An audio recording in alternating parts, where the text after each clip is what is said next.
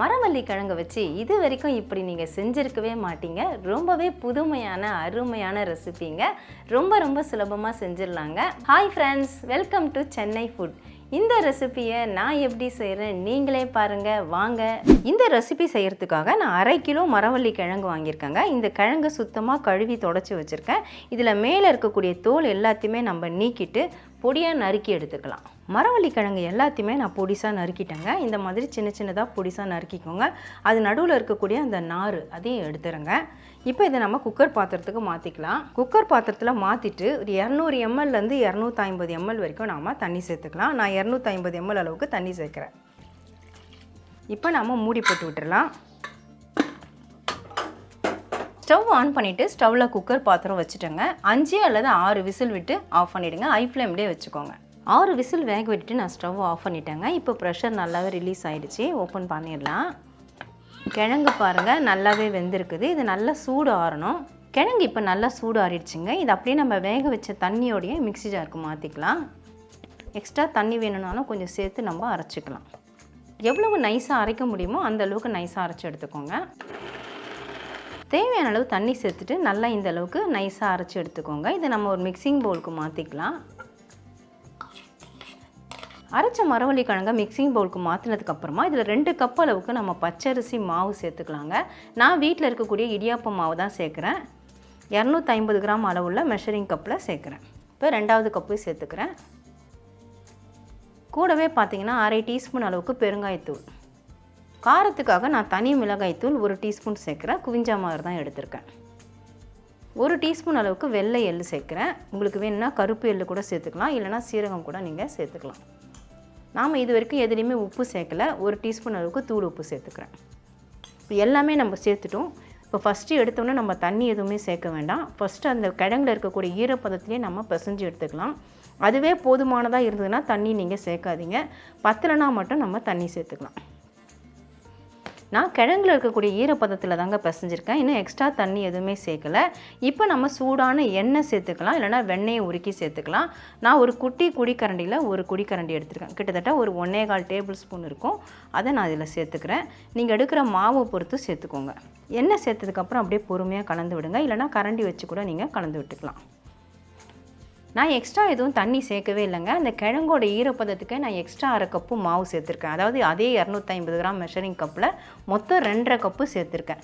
நமக்கு மாவு இந்த அளவுக்கு கெட்டியாக இருக்கணும், அதே சமயம் சாஃப்டாக இருக்கணும். நான் பிழியறதுக்காக இந்த ஹோல்ஸ் இருக்கிற அச்சு தாங்க போட்டிருக்கேன். உள்ளே பார்த்தீங்கன்னா லைட்டாக எண்ணெய் தடவி வச்சுருக்கேன். அதே மாதிரி ஒரு சின்ன தட்டு கரண்டி அதுலேயும் நான் எண்ணெய் தடவி வச்சுருக்கேன். இப்போ கொஞ்சமாக நம்ம மாவு எடுத்து இதில் போட்டுக்கலாம்.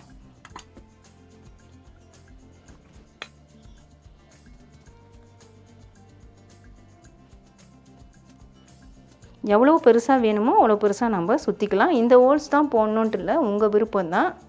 இப்போ நான் இது வரைக்கும் முடிச்சிடுறேன். இதை அப்படியே நம்ம இதில் ஒட்டிடலாம். இந்த மாதிரியும் பிழிஞ்சிக்கலாம், இல்லைனா நீங்கள் துணியில் போட்டும் பிழிஞ்சிக்கலாம், இல்லை பட்டர் பேப்பர்லேயும் பிழிஞ்சிக்கலாம். இதெல்லாமே உங்கள் விருப்பம்தான்.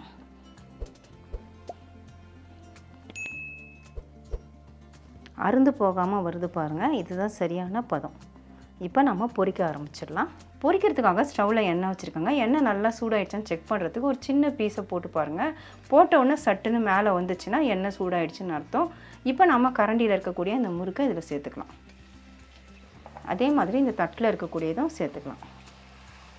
அப்படி சாய்ச்சாலே விழுந்துடும், இல்லைனா நம்ம கையில் எடுத்து கூட போடலாம். ஒரு பக்கம் நல்லா வேகட்டும், வெந்தவுடனே திருப்பி போடலாம். நம்ம ஃபஸ்ட்டு போட்ட முறுக்கு பார்த்திங்கன்னா எல்லாமே வெந்திருக்கும். அது எல்லாத்தையும் பெரட்டி விட்டுக்கலாம். நான் கிட்டத்தட்ட 4 முறுக்கு போட்டிருக்கேன். எண்ணெய் எவ்வளோ இருக்கோ அதுக்கு தகுந்த போல் நீங்கள் பீசஸ் போட்டுக்கோங்க. நம்ம ஃபஸ்ட்டு போட்ட 2 முறுக்குமே நல்லா வெந்துருச்சுங்க. அந்த சலசலப்பு அடங்கிடுச்சு பாருங்கள். அதுலேயே உங்களுக்கு தெரியும். இன்னும் 2 முறுக்கு தான் இன்னும் கலர் சேஞ்ச் ஆகணும். இப்போ இந்த 2 முறுக்கு மட்டும் நான் எடுத்துடுறேன். கரெக்டாக கோல்டன் கலர் தாங்க வரும், ரொம்ப கலர்லாம் சேஞ்ச் ஆகாது. இந்த கலர் வந்தோடனே நம்ம எடுத்துடலாம். நல்லா எண்ணெய் வடிய விட்டுட்டு பிளேட்டுக்கு மாற்றிக்கலாம். இந்த 2 முறுக்கும் இன்னும் கொஞ்சம் நேரம் மாறணும். இப்போ இந்த 2 முறுக்குமே பாருங்கள் நல்லா நிறமும் மாறி இருக்குது. அதில் இருக்கக்கூடிய சலசலப்பு அடங்கிடுச்சு. சலசலப்பு அடங்கிட்டாலே முறுக்கு ரெடி ஆகிடுச்சின்னு அர்த்தம். இதையே நம்ம வெளியே எடுத்துடலாம். எண்ணெய் வடிய விட்டுட்டு பிளேட்டுக்கு மாற்றிக்கலாம்.